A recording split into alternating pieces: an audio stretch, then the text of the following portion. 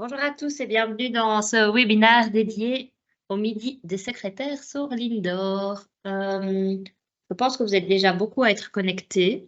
J'en entends encore qui arrivent, mais je propose qu'on commence puisque vous êtes sûrement tous tenus par un horaire et que le but est que ces Midi des secrétaires durent 1 heure maximum.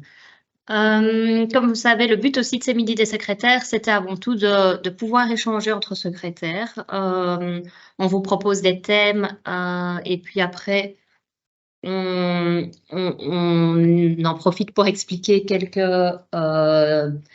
éléments sur la thématique, mais le but aussi, c'est que ce soit interactif. C'est pour ça que vous pouviez envoyer des questions avant le début de la session. On n'en a pas reçu, c'est pas grave.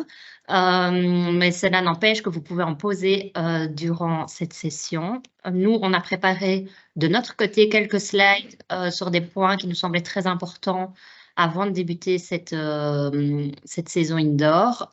Il y a peut-être des points qu'on n'aura pas abordés, dont vous voudriez discuter, il n'y a pas de souci. On va essayer de répondre à toutes vos questions. Peut-être que parfois, c'est d'autres secrétaires qui y répondront et c'est très bien. Le but, c'est l'échange. Donc, on ouvrira vos micros quand vous le sollicitez. Vous pouvez soit lever la main pour avoir la parole ou si vous préférez poser la question par écrit, vous pouvez le faire via le chat. Voilà. Moi, j'ai envie de dire que c'est la meilleure partie de la saison qui va commencer, la saison indoor. Je sais que pour vous, par contre, c'est une série de contraintes supplémentaires. On en est très bien conscient. Vous sortez évidemment de vos habitudes dans votre club, dans vos infrastructures. Et l'indoor, c'est souvent la couche supplémentaire sur un gâteau déjà bien rempli. On est conscient que ça vous demande du travail supplémentaire, mais on vous remercie de le faire parce que je pense que vos joueurs vous en sont très reconnaissants, car tout le monde sait que c'est super chouette de jouer à l'indoor. Mais on a quand même pensé à vous faciliter la tâche et c'est pour ça qu'on a mis en place cette réforme indoor. C'est évidemment pour que la pratique soit et reste attractive pour nos membres, mais c'est aussi pour que vous soyez dans un schéma qui soit presque similaire à l'outdoor. Aussi bien pour le membre et pour les parents, mais aussi pour vous en tant que secrétaire. En fait, vous pouvez vous mettre dans un mindset qui est très proche de l'outdoor. D'ailleurs, s'il y a des règles sur lesquelles vous hésitez, en général, on a fait en sorte qu'elles soient le plus semblables à celles qu'on applique en outdoor. On va repasser évidemment un peu sur cette réforme, puisqu'on en a beaucoup parlé, mais c'est quand même nouveau et quand on n'est pas dedans tous les jours, on oublie. Donc, on va repasser en revue ensemble les formats de compétition. On va parler de la programmation, des délégués de salle. On va vous informer, comme on vous l'a déjà fait, mais vous répéter quelques informations relatives au transfert et affiliation. On va reparler des équipements, des dérogations, de l'arbitrage. Et puis après, ce sera à vous de jouer, soit directement sur le terrain ou encore un peu en ligne si vous avez des questions.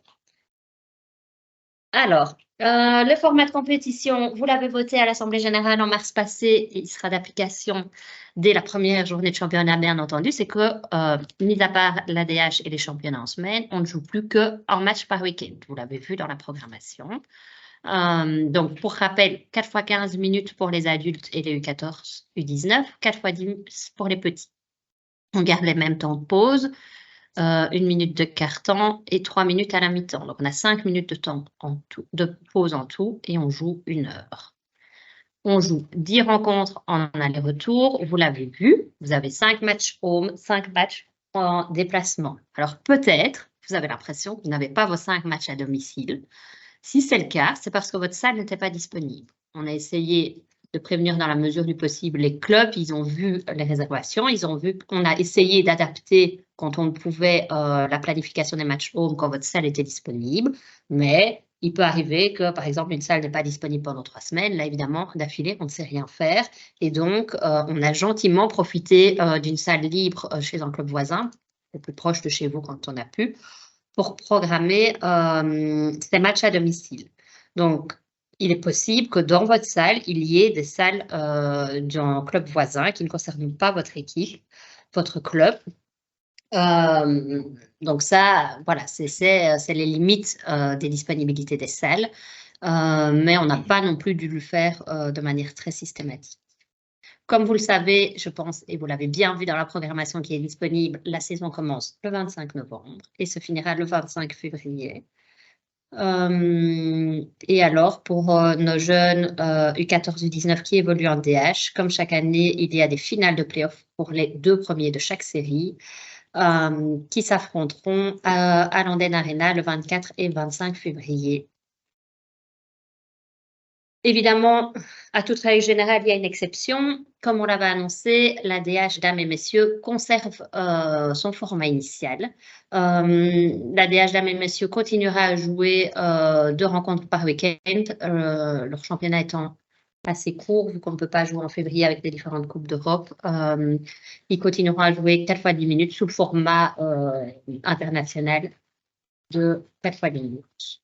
Pour les quelques secrétaires des clubs de DH qui sont présents, pour votre info, il y aura des matchs officiels, donc c'est quand même intéressant de le signaler à vos équipes.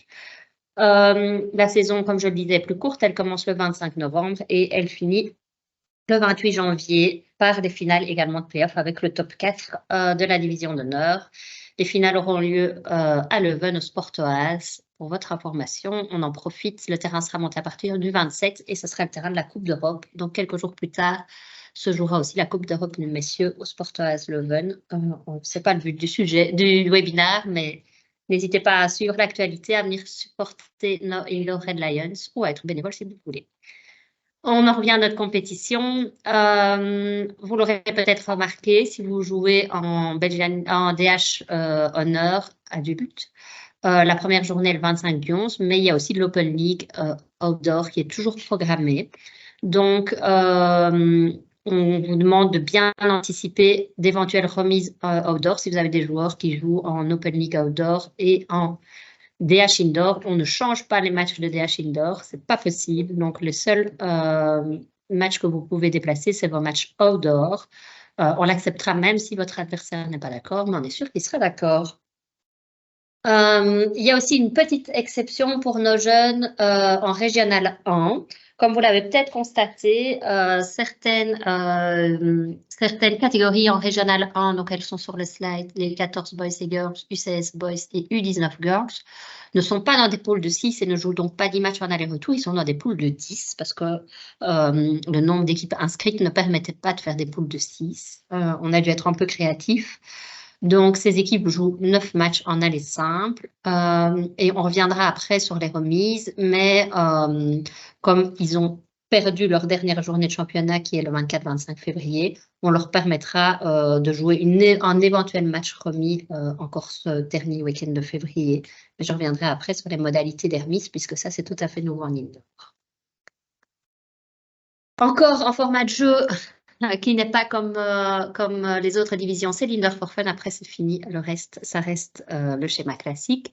L'Indoor for Fun, j'en profite pour faire la promotion, non pas pour cette année, mais pour l'année prochaine, parce qu'il n'y a pas encore énormément de clubs qui profitent de ces initiations à l'Indoor. Et on vous encourage vraiment à le faire parce que c'est une formule assez chouette pour découvrir l'Indoor. Donc, on touche ici les U7 avant qu'on offre un championnat classique. Et on est sur vraiment en rassemblement. On va dire on rassemble 2 clubs. Il y a seulement 3 dates. Donc, c'est des dates qui sont mentionnées ici à l'écran. On fait en général 3 dates avant, 2 dates en décembre et une date en janvier. Et le principe, en fait, c'est qu'une session dure 1h30. Il y a 45 minutes de formation pour les parents pendant lesquelles les enfants suivent 45 minutes d'initiation avec un entraîneur désigné par la Ligue. Donc, les enfants découvrent un peu l'indoor, à quoi servent les bombes, ils s'exercent un peu et les parents, ils suivent une formation. Il y en a une dédiée au rôle qu'un parent peut prendre dans une équipe. Donc, le parent qui ne fait rien mais qui veut savoir utiliser l'application OK Belgium, le parent qui veut devenir manager. Voilà, on énumère un peu les rôles qu'un parent peut prendre au sein d'une équipe. Et il y a une deuxième formation qui est liée à l'arbitrage. Donc, c'est sur deux sessions différentes où on explique les règles de base de l'indoor. Et le but, c'est évidemment que les parents ensuite aillent arbitrer les petits matchs qu'on propose sur la deuxième partie de la session, les deuxièmes 45 minutes. Et là, en fait, on retourne le terrain et les enfants jouent dans l'autre sens et ils jouent en 3 contre 3 parce qu'on sait que c'est aussi un format un peu difficile, notamment pour les Indoor for Games. c'est pas évident de jouer directement sur un grand terrain à cet âge-là. Donc voilà, ça c'est le principe. Seules les équipes qui sont inscrites peuvent y participer parce que ça demande une grande logistique de notre part. Donc vous pouvez plus inscrire d'équipe, mais comme ça, pour les équipes qui sont inscrites, vous avez bien les modalités. S'il vous plaît, informez les parents sur le fait qu'il y ait une formation, puisque nous, on envoie quelqu'un qui est là pour donner la formation. Le but, c'est que ça serve à quelqu'un. Et alors, prévoyez quand même un encadrement par équipe parce que nous, on vient avec un moniteur, mais le moniteur qui se retrouve peut-être avec 16 joueurs, c'est pas super simple à gérer. Et le but, c'est aussi que ça puisse servir à votre coach qui est peut-être pas spécialiste en indoor, qui soit en présence d'un entraîneur qui connaît l'indoor et qui pourra vous montrer des exercices intéressants à faire avec vos joueurs ou autres. Et puis, c'est important quand même qu'il y ait un encadrant pour les petits matchs. Alors, j'ai vu qu'il y avait toute une série de questions. J'ai pas eu le temps de toutes les lire, mais Zoé peut m'interrompre si jamais il y a des questions intéressantes. J'ai lu par rapport à l'équipement indoor, il n'est pas obligatoire pour les U7, fortement recommandé. Franchement, l'équipement indoor qu'on impose, c'est pas pour vous ennuyer, mais c'est surtout pour conserver nos salles. Donc, le stick indoor, ça abîme quand même moins les salles. Donc, voilà, si possible. On peut mélanger filles et garçons. Il n'y a pas de souci, il n'y a pas de feuille de match, en fait. Donc, vous ne devez pas encoder une feuille de match à l'avance. Le but, on est vraiment sur un rassemblement. Mais c'est bien de nous le signaler si vous mélangez les filles et les garçons, comme ça, nous, on peut prévenir nos moniteurs également. Voilà pour l'indoor for fun. Si jamais, c'est pas le sujet du jour, mais ça existe aussi en outdoor, l'outdoor for fun pour vos équipes au second tour. On ne sait jamais des débutants qui vous rejoignent en cours de saison pour lesquels vous n'avez pas spécialement d'équipe en championnat. Vous pouvez aussi les inscrire. Dernière exception, j'avais dit qu'il n'y en avait plus, mais il y en a une, évidemment, c'est les championnats en semaine, les Gent, Ladies et Fun League, qui rencontrent en franc succès. Chaque année, on a plus d'inscrits, on s'en réjouit. Pas facile pour nous de trouver le nombre de salles suffisant. C'est un vrai challenge et c'est notamment pour ça que leur programmation n'est pas encore disponible. On y travaille, on espère qu'elle sera disponible la semaine prochaine, on fait tout pour.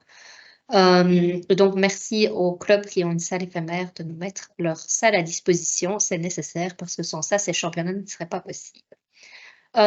Du coup, on est dans une formule où on a peu de temps le soir. On joue sur un créneau en général 20-23 heures.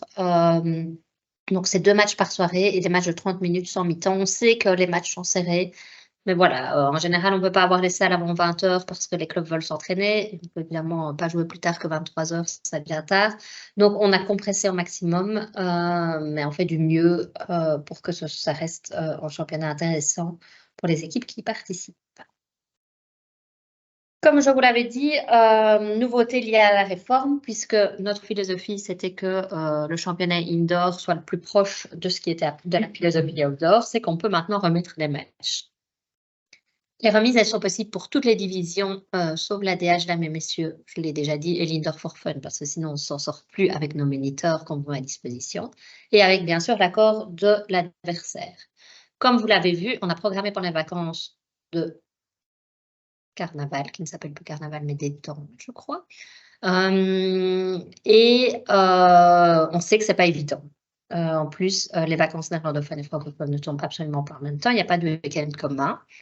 Donc voilà, on vous remerciera pour votre flexibilité si vous acceptez les remises, mais on vous conseille tout de même d'avoir trouvé une date avant d'accepter la remise parce que comme vous le vivez parfois en outdoor, c'est difficile de trouver des dates et c'est pas gai quand on se retrouve dans une situation en fin de saison où on n'a pas trouvé de date, donc faites-le au plus vite. Anticipez maintenant les remises, regardez la programmation, voyez quand ça cause problème. Le week-end du 9 et 10 décembre est libre à la demande des clubs. On n'a pas programmé les jeunes le week-end le plus gros des examens. Ça, c'était vraiment une demande des clubs. Je ne pense pas que tous les enfants, certainement pas les U9, U10, sont en examen. Donc, si vous voulez déplacer des rencontres à ce week-end-là, allez-y. Par contre, qui dit remise, dit responsabilité sur le club qui demande la remise. Vous devez trouver une salle disponible et assumer le coût de location. Quand vous allez louer une salle, faites attention au temps que vous allez louer. Nous, on loue des salles, on estime que si vous voulez jouer un match, vous devez louer 2 heures de location dans une salle puisque vous devrez monter vos bonnes, l'échauffement, démonter, on pense qu'il faut louer 2 heures de location de salle. Faites attention à ça. Signalez-nous évidemment le changement, comme ça se fait en outdoor, mais ici, vous ne savez pas le faire via Sportlink. Donc, vous devez nous le signaler via l'adresse indoor et au plus tard 4 jours avant la nouvelle date.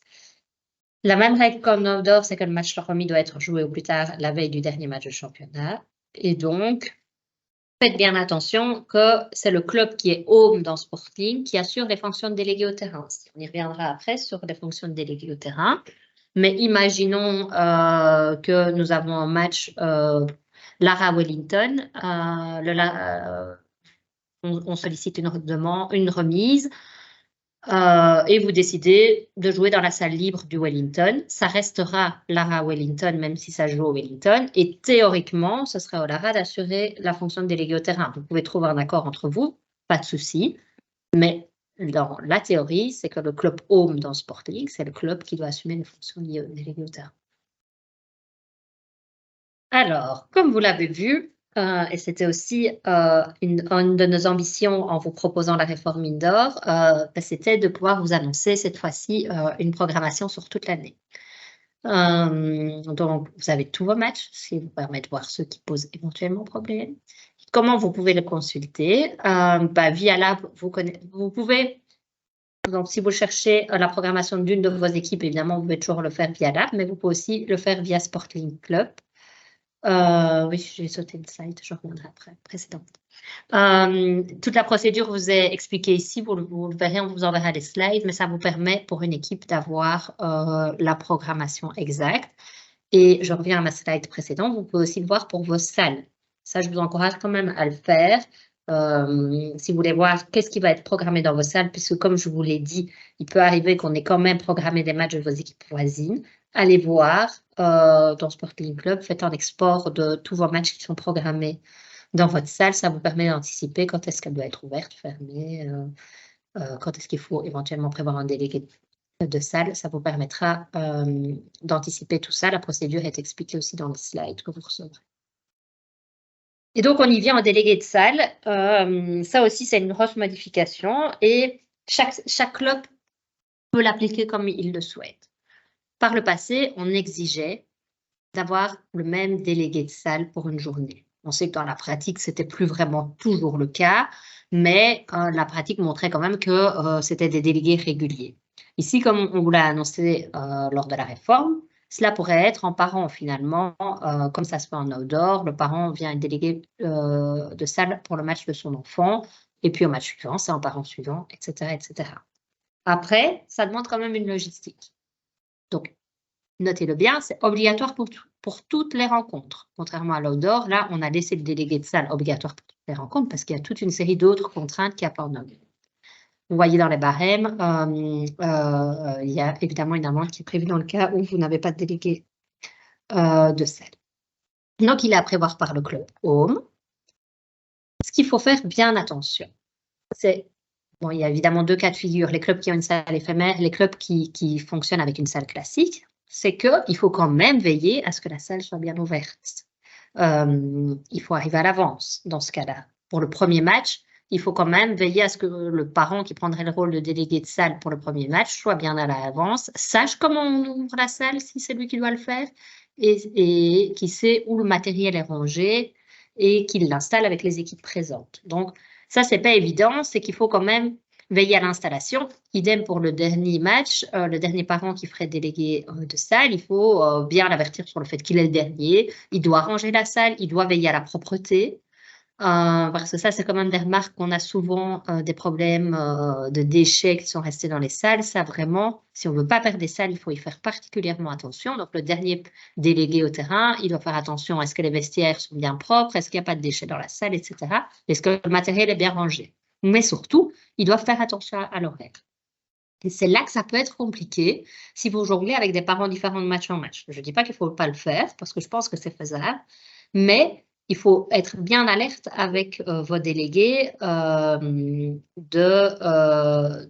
leur signaler qu'il y a un horaire. Il n'y a pas que eux qui jouent. Le but, c'est pas que le dernier match, il ne puisse se jouer que pendant 20 minutes parce qu'après, il y a du basket ou du volley qui veut commencer. Donc, il faut être très vigilant sur les horaires. Comme vous le voyez, on a programmé toutes les heures quart, donc c'est serré. Il n'y a pas beaucoup de temps d'échauffement. Donc, on vous encourage vraiment à alerter vos délégués de salle sur le respect des horaires. Et donc, comme vous le verrez, pour moi, c'est la mission principale du délégué de salle. On va vous renvoyer comme chaque année un PDF qui reprend les missions du délégué de salle. On a repris ici, en résumé, les missions pour nous les plus importantes, mais c'est le respect des horaires. Il faut que la rencontre commence à l'heure. Même si on a su s'échauffer que 3 minutes, il faut qu'elle commence à l'heure parce qu'il faut que le match puisse se dérouler. Ici, vraiment, on a un petit peu de retard. On invite le délégué de salle à se mettre d'accord avec les arbitres pour éventuellement réduire le temps de la mi-temps. Si on a trop de retard, réduire un petit peu le temps des cartons. Non, il faut l'accord des arbitres, il faut prévenir les équipes. Donc, vraiment, pour moi, ça, c'est la mission principale du délégué de salle. Respecter les horaires, faire en sorte que les matchs commencent à l'heure pour éviter des retards en cascade. La gestion du temps, on a un peu simplifié la gestion du temps par le délégué. On lui demande de prendre uniquement le temps des cartes vertes et jaunes. C'est à l'arbitre de gérer le temps de la rencontre. C'est lui qui siffle le début, c'est lui qui siffle la fin, c'est lui qui arrête le temps s'il décide d'arrêter le temps. Donc, c'est bien les arbitres qui prennent le temps. Ça, c'est une modification par rapport à avant. Mais on pense que c'est plus facile que cela soit dans le giron des arbitres, puisque le délégué il peut être parfois amené à devoir calmer un supporter ou autre. C'est bien les arbitres qui prennent le temps de la rencontre, mais on demande quand même au délégué de gérer les suspensions. On demande au délégué toujours dans cette idée de respecter les horaires, de presser un peu les arbitres à la mi-temps. Hein. Si on voit que l'arbitre à 2 minutes 30 n'a pas encore donné un peu premier coup de sifflet pour rappeler les équipes, on lui rappelle, parce que si on ne respecte pas le mi-temps, on va avoir le problème de retard en cascade. Le délégué de salle est à disposition des arbitres et il gère, on n'espère pas trop, mais il gère les spectateurs si nécessaire. Ce qu'on ne veut pas qu'il fasse, c'est évidemment qu'il interfère dans l'arbitrage, ça semble couler de source, et on sait qu'avant les délégués pouvaient le faire, mais ce n'est pas lui, eux, qui gèrent la feuille de match. C'est la responsabilité des équipes et des arbitres. Et donc, quand vous viendrez nous dire, le délégué m'a dit qu'il encoderait le score, il encoderait la carte, ici ou ça, non, c'est les équipes et l'arbitre qui s'occupent de la feuille de match, comme en outdoor. Un petit point sur les transferts et affiliations, parce qu'il y a aussi de la nouveauté, comme vous l'avez annoncé dans la lettre d'inscription et par mail. Certains clubs nous avaient relayé que la date d'affiliation, la date de transfert limite, qui était au 20 novembre, je pense, était sévère. On vous a entendu. Et en fait, on a simplifié la règle et on l'a assoupli. En fait, les transferts indoor sont possibles à tout moment, avec l'accord évidemment du club sortant, tant que le joueur ou la joueuse n'a pas encore participé au championnat indoor. Ça se fait via Sporting. Une fois que le transfert est accepté, il peut jouer, s'il n'a évidemment pas joué auparavant. Attention quand même, pour les championnats de DH et de D1, c'est la même règle que pour la Belgian League Outdoor. Il faut être affilié dans son club au plus tard le mercredi qui suit le début du championnat indoor. Ça, c'est une nouvelle règle, donc faites-y bien attention. Attention du coup aux membres parqués quand vous affiliez un membre préexistant. Ne faites pas l'affiliation de vos joueurs de DH et de D1 le mardi soir. Essayez d'anticiper. Au cas où il y a des problèmes, vous pouvez contacter la Fédé bien à l'avance. Et aussi, en cas de transfert, le transfert doit évidemment être effectif au plus tard le mercredi qui suit le début du championnat. Donc, il ne suffit pas d'avoir introduit une demande de transfert. Si le club ne l'a pas accepté, votre joueur n'est pas affilié le mercredi qui suit le début du championnat, il ne peut pas jouer en DH. Donc voilà, comme chaque année, comme on le dit en outdoor, soyez hyper vigilants pour vos joueurs de DH et D1. Si possible, faites l'affiliation s'il faut une nouvelle affiliation via Sporting directement, pas via Tweezit. Et vérifiez vos noyaux le mardi soir pour être sûr que tous vos joueurs aient l'activité de jeu.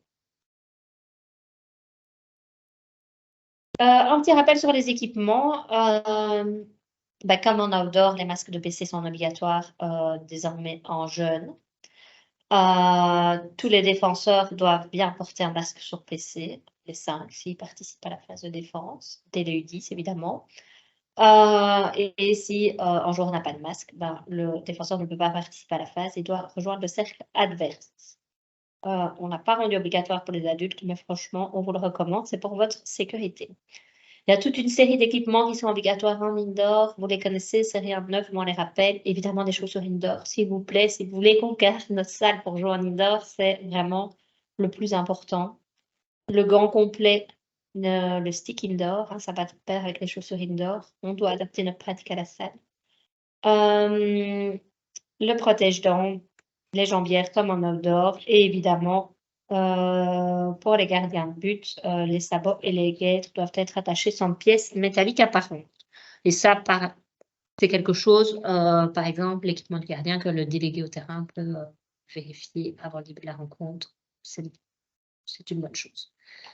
Vous verrez tous des salles, vous vous rappelez, on vous a envoyé au moment des inscriptions les salles qui étaient attribuées à quel club. Les salles qui vous sont attribuées, vous devez gérer l'équipement de ces salles. C'est vous qui êtes responsable de faire en sorte qu'il y ait des bombes, évidemment, qu'il y ait des filets à petites mailles sur les goals, qu'il y ait des balles, des sifflets, une pharmacie. Ça, soyez bien vigilants. Ce serait très dommage de commencer le premier samedi dans une salle qui n'a pas de bombes. Ça rend la rencontre un peu compliquée. Pour l'arbitrage, il n'y a pas de modification des règles de jeu. Comme je vous l'ai dit quand on a discuté des délégués de salle, les arbitres gèrent désormais le temps. Donc, c'est eux qui gèrent le début, la fin de rencontre, qui arrêtent le temps si nécessaire. Ce n'est plus le délégué. Et on va vous revenir au plus tard, lundi prochain, sur les catégories qui seront arbitrées par des arbitres nationaux. Puisque en même temps que le webinaire qu'on est en train de mener maintenant, oui, c'est le 13 du 11, pardon, pas le 13 du 10, il y a un webinaire avec les arbitres, donc ils ont jusqu'à la fin de la semaine pour confirmer s'ils arbitreront ou pas en indoor, et en fonction du nombre d'arbitres, on pourra vous communiquer les catégories qui seront arbitrées par des arbitres nationaux. L'impact de la réforme fait qu'il y a plus d'équipes en U14, U16, U19 honneur, donc on a besoin de plus d'arbitres. Donc voilà, on va devoir essayer de faire avec ce qu'on a et espérer pouvoir arbitrer au minimum encore les mêmes catégories. Spécificité de l'indoor, vous nous le demandez régulièrement, on vous le rappelle. L'examen d'arbitrage théorique indoor est obligatoire pour tous les arbitres dès les U9 et on vérifie chaque semaine. Donc, vous recevrez comme en outdoor les amendes chaque semaine. Donc, vérifiez bien qu'ils aient bien leur examen d'arbitrage théorique indoor, pas outdoor. C'est important. Par contre, il n'y a pas d'obligation encore pour les joueurs d'avoir leur examen d'arbitrage théorique indoor.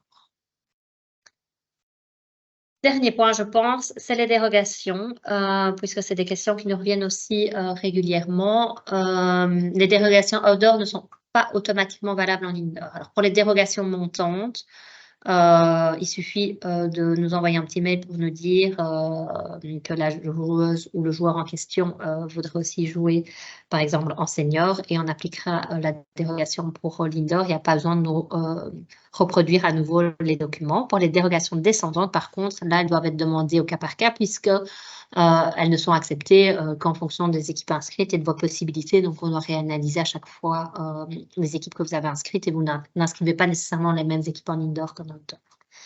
Il n'y a qu'une dérogation descendante autorisée par match, parce qu'on joue seulement à 6. Et on vous invite à les demander le plus rapidement possible à Elodie. Je pense que certains d'entre vous ont déjà fait la démarche. On vous en remercie. Pour que ce soit le mieux pour tout le monde, le mieux évidemment qu'elle n'arrive pas en dernière minute. Moi, c'est à peu près tout ce que j'avais à vous dire. J'ai vu qu'il y avait eu plein de questions et je m'en réjouis. J'ai vu aussi que mes collègues vous avaient déjà répondu à certaines d'entre vous, à certaines questions.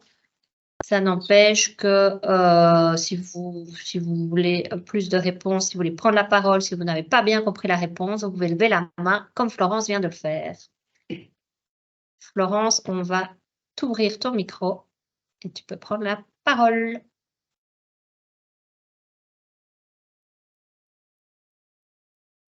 Voilà, Florence, tu peux normalement ouvrir ton micro de ton côté. Vous m'entendez là? Super. Alors, j'ai une première remarque. C'est qu'aujourd'hui, on se bat dans le club pour que les membres, même adultes, passent leur arbitrage outdoor. Et la sauce prend plutôt bien. Et je m'étonne que dans le cas de l'indoor où l'arbitrage est obligatoire à tous les étages, dans toutes les catégories, que la fédération n'oblige pas les jeunes U14, U19 à passer leur examen. Ça, c'est ma première remarque et j'espère que ça va changer. Ça serait bien. Nous, on n'est pas du tout contre. Hein. C'est qu'on se rendait compte que c'était déjà pas facile de faire en sorte que tous les arbitres aient leur brevet d'arbitrage. Mais si les clubs sont assez demandeurs pour qu'on impose aussi aux joueurs, évidemment, ce serait une bonne chose que les joueurs connaissent les règles indoor.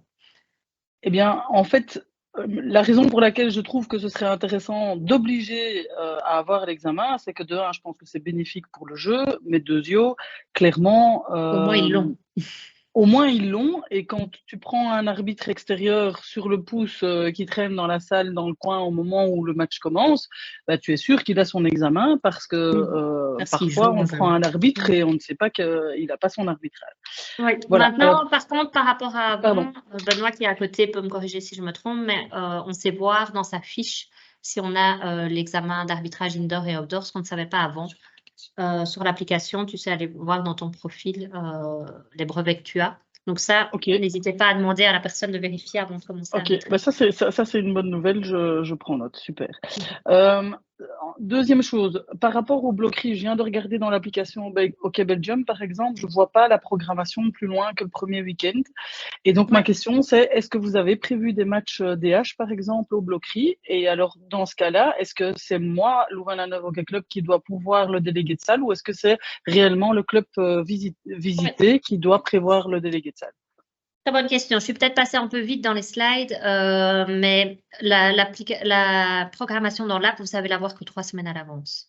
Donc, c'est pour ça que dans les slides, on vous a aussi indiqué comment aller chercher votre programmation dans Sportling Club pour pouvoir faire un export de l'Excel sur toute la saison. Donc, c'est peut-être passé un peu vite parce que j'ai vu qu'il y avait eu la question plusieurs fois. On sait voir la programmation 3 semaines à l'avance. Pour ta deuxième question, merci de la poser. Pour les matchs de DH qui seraient éventuellement programmés dans vos salles, c'est bien les MO qui s'assureront d'avoir le rôle qui est lié au délégué de salle. Donc, peut-être qu'on prendra contact avec vous pour éventuellement savoir où les bombes sont rangées ou autres, mais ce ne sera pas au club d'assumer cette fonction. Ok, parfait. Et alors, ma dernière question, c'est que on a beaucoup travaillé sur le contenu des pharmacies à avoir dans un club dernièrement chez nous. Et je reçois toujours la remarque de notre cellule médicale du contenu pharmacie qui est demandé en cellule indoor parce qu'à part du compressif, selon eux, rien ne peut être utilisé par quelqu'un d'autre qui n'a pas, enfin, par quelqu'un qui n'a pas de compétences médicales particulières. Ok, donc ces personnes pensent que ce qui est indiqué dans le règlement sportif indoor, tout ne peut pas être utilisé par... C'est ça? Est obsolète, c'est-à-dire que si tu le mets en parallèle avec ce qui est autorisé, par exemple, dans des pharmacies, dans les écoles aujourd'hui, on est vraiment complètement à côté de la plaque, pour le coup. Ok, merci pour ta remarque. Du coup, on va se renseigner et on va adapter. On pourra vous envoyer une liste mise à jour. Je demande à mes collègues de le noter, du coup. Merci. Merci. Des documents, de ce qui est obligatoire et de ce qui peut être utilisé. Merci pour ta remarque. Voilà, merci de m'avoir écouté et à bientôt. Avec plaisir. Je vois qu'il y en a d'autres qui veulent prendre la parole et je m'en réjouis, super. Oui, Nicolas, tu peux ouvrir ton micro.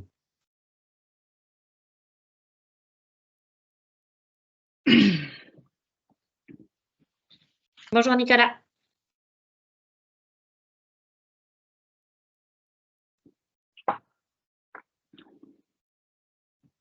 Sinon, Maïté, tu peux aussi ouvrir ton micro pour ta question. Vous m'entendez? Oui, on t'entend. Ah, voilà. Moi, c'est par rapport à ce que tu viens de dire, Justine, concernant le fait qu'on sait voir quel examen d'arbitrage on a. Donc, et en fait, j'essaye de le faire pour comprendre ce qu'il faut Ouais. faire. Donc, Je via vois. l'app, on va sur carte de membre et puis on a notre nom, puis notre numéro de membre et puis il est marqué le club et puis entre parenthèses, indoor, outdoor, c'est l'examen d'arbitrage ou c'est notre affiliation? Ça, c'est l'affiliation. Attends, Et on va comment faire est-ce une qu'on voit démonstration. pour l'examen? Attends, on va prendre notre téléphone pour se montrer peut-être. Attends, mais Ah ouais, je veux bien. comme ça, on vous fait une démonstration. On a que des arbitres nationaux dans la pièce, donc. Et ils sont pas compétents pour faire ça? Mais si, mais du coup, il n'est pas indiqué leur arbitrage oui. théorique. Mais ils sont trop compétents, disent-ils, ça. Donc, a priori, si tu veux faire un test, toi, donc peut-être Timothy, tu peux expliquer comment tu es arrivé là?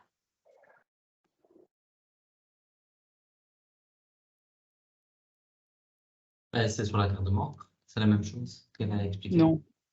C'est ce que j'ai expliqué, mais ça, c'est moi, mon c'est pas. affiliation ou c'est mon examen d'arbitrage? Alors, normalement, tu devrais arriver à voir. Est-ce que c'est flou? C'est flou. C'est flou complètement. Ah, bon. C'est sur la carte de membre, c'est la 12e page ou la première.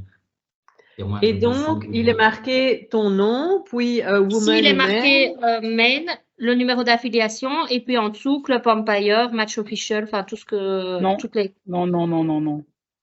Ouais, ben ici, chez moi non plus. Et en alors, fait. tu sais glisser en fait, parce que tu as deux. Tu en as deux, et tu sais glisser pour voir. Tu peux avoir. Il y a uniquement le statut entraîneur qu'on a. Oui, et bien celle-là, tu sais la faire d'animateur. glisser. Tu sais la faire glisser parce que sur un. On s'est retiré de brouillard derrière.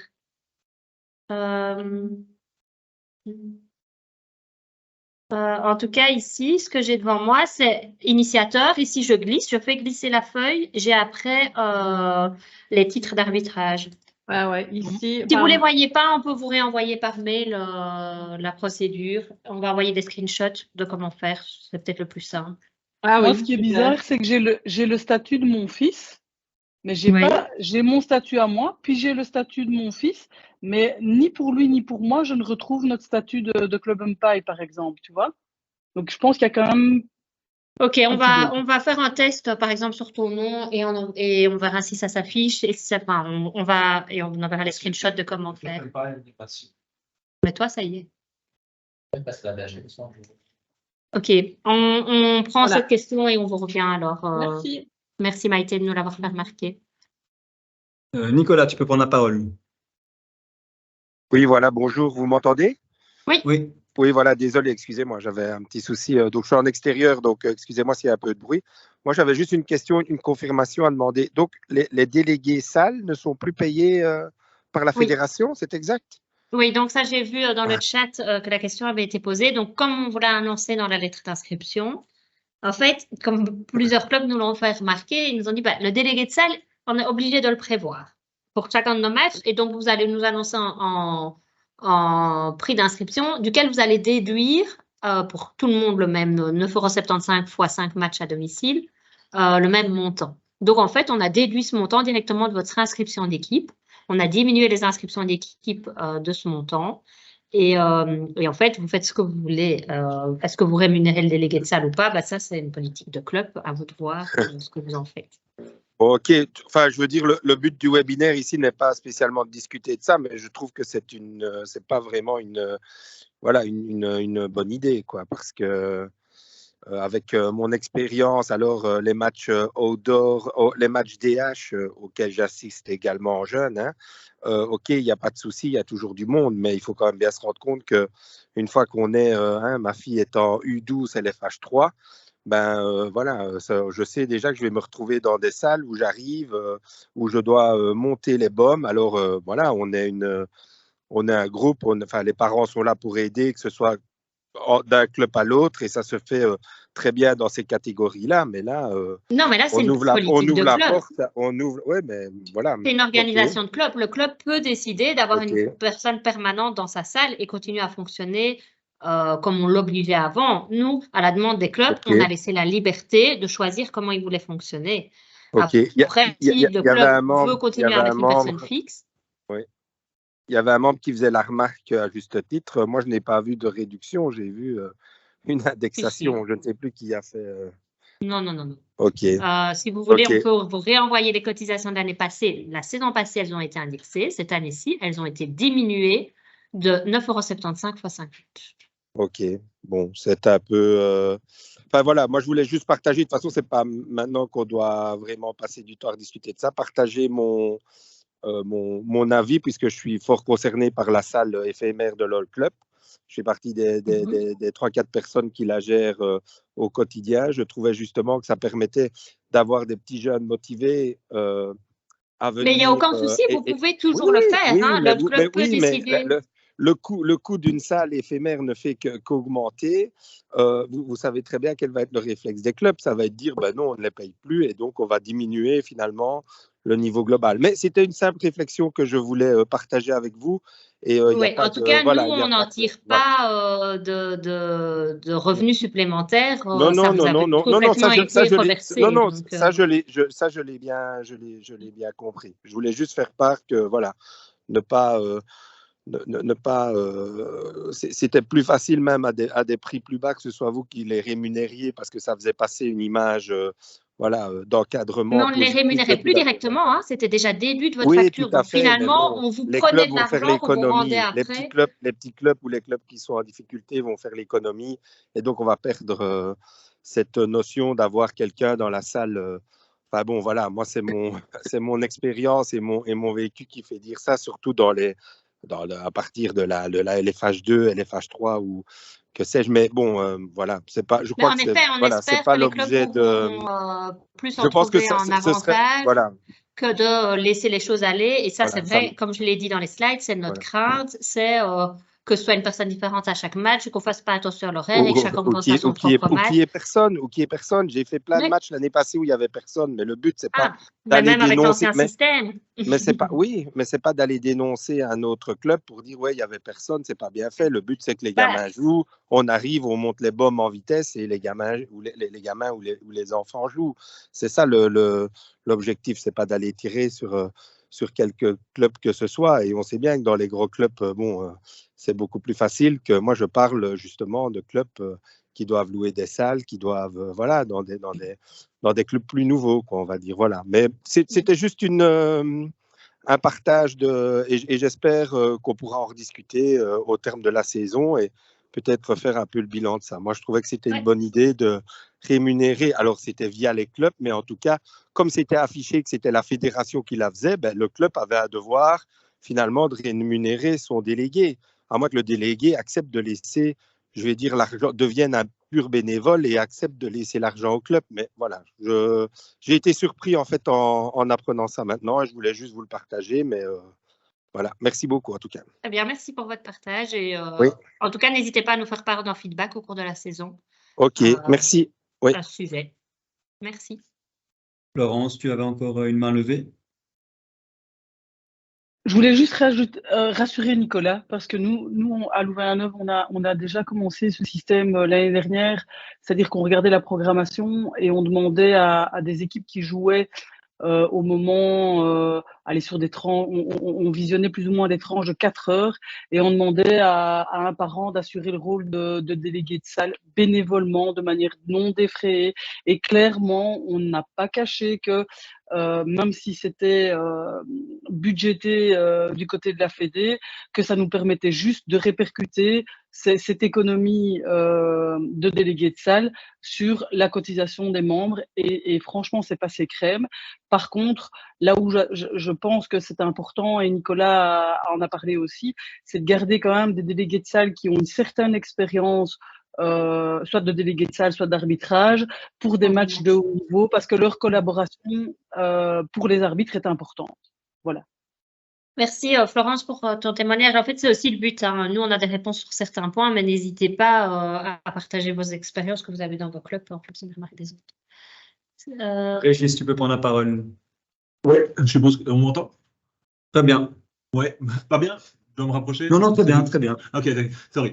Ouais, bonjour à tous. Oui, j'avais juste une remarque par rapport de nouveau au rôle de délégué de salle. Je comprends qu'on veut l'aligner par rapport aux délégués de terrain à l'extérieur, mais je trouve que c'est difficile de demander à quelqu'un d'assurer, on va dire, le timing des matchs s'il ne peut pas au moins siffler la fin d'un match, en fait. Je trouve ça compliqué, vraiment. Je veux dire, ça, à un moment donné, qu'est-ce qu'il va faire? Il va passer son temps à faire des signes à l'arbitre en espérant que l'arbitre regarde de son côté en disant il est temps de finir.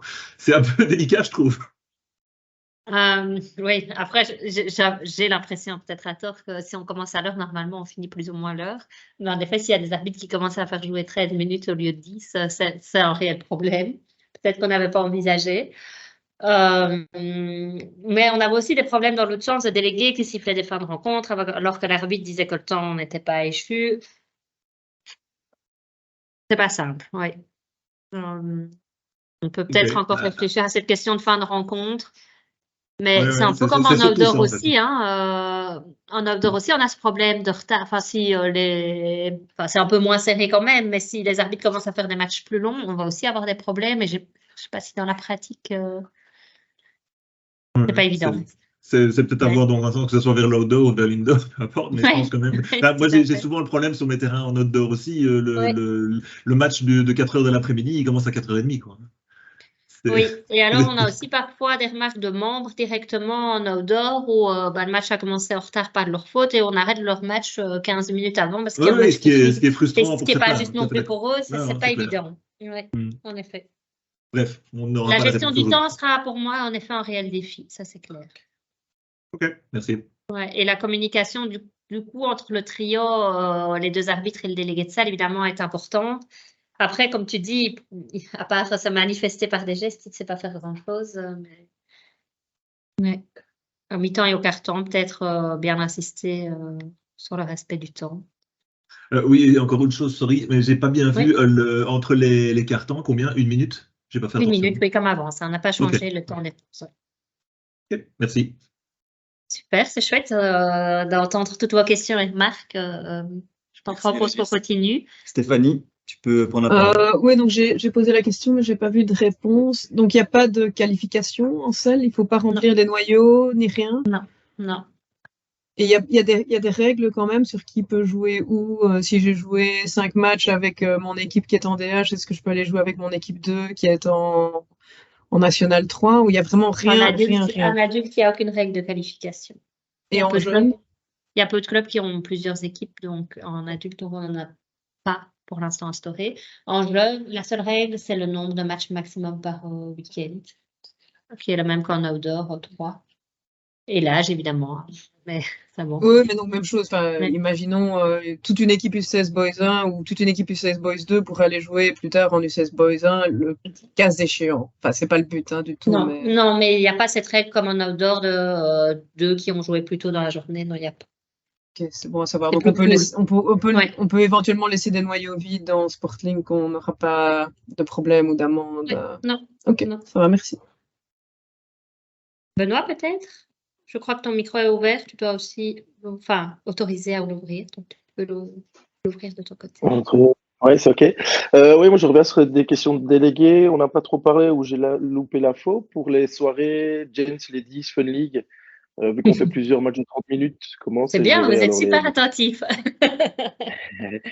Et coucou à Régis qui va nous accueillir. Mais parce que est-ce qu'on doit venir? Du coup, comment ça va se gérer là, les soirées Alors, c'est encore une petite difficulté qu'on doit encore régler. Donc, on va contacter les salles qui vous accueillent et voir avec eux s'il y a une solution possible. Là, on rémunérerait directement le délégué. Et s'il n'y a pas de solution possible, on va devoir chercher après une autre solution. Mais c'est vrai qu'en fait, quand on a émis cette règle, on a oublié un petit peu les championnats en semaine, pour être honnête avec vous. Donc là, on est en train de réfléchir à une solution dès qu'on aura la programmation pour voir avec les clubs s'il est possible, si eux ont des bénévoles disponibles et qui souhaitent le faire, qui à ce moment-là seront rémunérés par la Fédé. Voilà. Okay. On vous tient au courant, en même temps que la programmation. Merci. Gilles, tu peux prendre la parole. Oui, bonjour, vous m'entendez? On m'entend ou pas? Oui. Ok, super. Moi, je voulais juste savoir s'il y avait moyen de faire passer un message aux équipes et aux délégués ou je sais pas qui pour que un arbitre d'un autre club soit vraiment un arbitre et pas le coach. Parce que l'année dernière, il y a eu pas mal de soucis où moi j'ai arbitré avec un arbitre qui était en fait le coach et il coachait en même temps que l'arbitrage et j'avais beau demander que ça s'arrête, etc. Je trouve qu'il faudrait quand même peut-être une petite note à cette intention-là et que parce que sinon ça devient vite désagréable. Il y a les joueurs s'en rendent compte, il y a de la frustration et c'est vraiment très très désagréable. Et si le délégué en plus ne peut plus intervenir, enfin voilà, il va y avoir des soucis et voilà, me semble-t-il. Oui. Il y a un écho quand je parle, je ne sais pas si c'est chez vous. Je coupe mon micro. Ah, voilà. Mais donc, oui, très bonne remarque, c'est très désagréable. Donc, on refera une communication. Quand on fera une communication générale, on reprendra ce point. Voilà, je ne sais pas l'impact que ça aura. Espérons qu'il y en ait un, mais on le fera. Et en effet, c'est interdit et c'est très désagréable. Donc, en tout cas, merci au secrétaire présent de peut-être aussi le rappeler en interne à leur coach.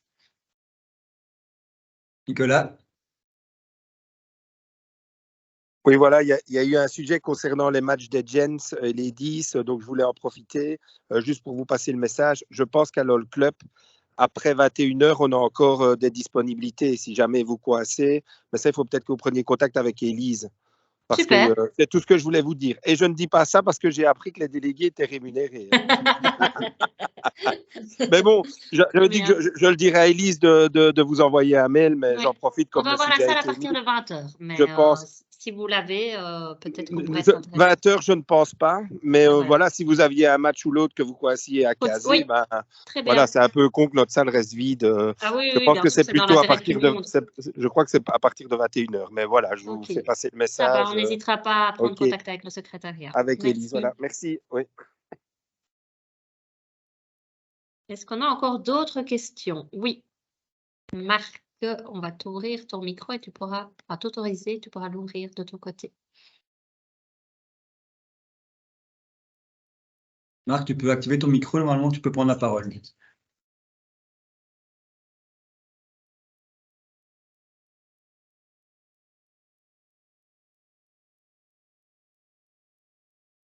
Marc, tu es avec nous?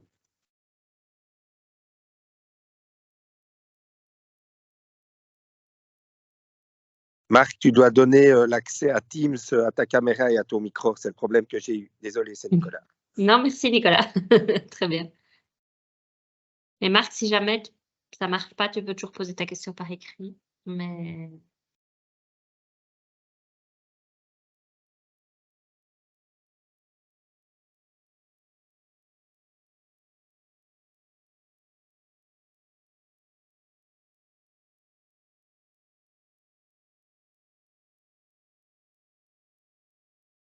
alors, en attendant, je vais répondre à une question de Cédric qui nous dit que la saison précédente, on n'avait pas su accepter toutes les équipes en Ladies et Gent.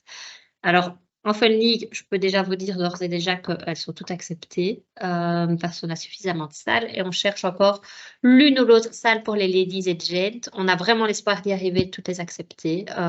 Mais ça, d'ici la fin de la semaine, vous le saurez, mais on fait vraiment tout pour les avoir. Et on remercie d'ailleurs, je sais qu'il y avait certaines salles éphémères qui n'étaient pas disponibles, mais ils ont accepté de nous libérer un ou deux lundi ou mardi. Et donc ça, c'est vraiment cool pour permettre à tout le monde de jouer. En attendant, je ne sais pas si Marc a su ouvrir son micro, mais toujours pas. Donc, Marc, tu peux toujours nous joindre après par téléphone ou poser ta question par écrit. Je n'ai pas l'impression qu'on a encore d'autres questions écrites. Je ne sais pas si on a répondu à celle-là parce que j'essaie de voir et on ne voit pas, mais est-ce que le délégué au terrain doit obligatoirement être affilié à la Fédé? C'est une question de Valérie qui dit qu'elle a des parents qui veulent bien, mais ça bloque par le fait de payer la cotisation membre non-joueur.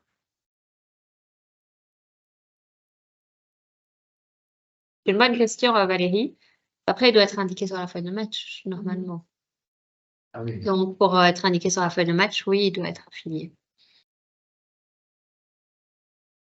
On a toujours un délégué général. Enfin, Nous, on avait une espèce d'affiliation déléguée de salle qui pouvait être remplie par plusieurs personnes. Ah oui, l'adresse générale déléguée de salle. Non, c'est plus l'idée d'utiliser celle-là. Le but, c'est d'utiliser, qu'on sache vraiment du coup la personne qui est vraiment présente. Ok. Merci. Marc nous dit qu'il n'arrive pas à poser sa question, mais qu'il a posé sa question dans le chat. Alors, soit il y a eu la réponse entre-temps, soit on ne la voit pas. Donc, tu peux la réécrire, Marc. Désolé. Peut-être que ta question a été posée par quelqu'un d'autre, je ne sais pas. Mais la tienne, on n'en voit pas. Ah, il a écrit, je pense. Tu as eu ta réponse. Parfait, Marc. Est-ce qu'il y a d'autres questions? De toute façon, on reste disponible. Privilégiez l'adresse indoor. Comme on est plusieurs à être derrière, vous aurez des réponses bien plus rapides qu'en nous contactant en individuel. Vous êtes sûr d'avoir une réponse un peu plus rapide. Voilà. J'espère que ce sera une chouette saison indoor, que tous vos membres s'habitueront à cette nouvelle formule. N'hésitez pas à nous nourrir de vos feedbacks, hein, comme je l'ai dit à Nicolas ou à d'autres. Nos idées ne sont pas toujours les meilleures, donc si vous avez des suggestions, des choses que vous constatez sur le terrain, voilà, on ne sait pas tout changer, tout accepter, mais nous nourrir de feedback, ça nous permet de parfois nourrir un projet qui pourra se mettre en place peu à peu, donc n'hésitez pas. Voilà, et bonne saison à tous. Merci beaucoup. Bonne journée.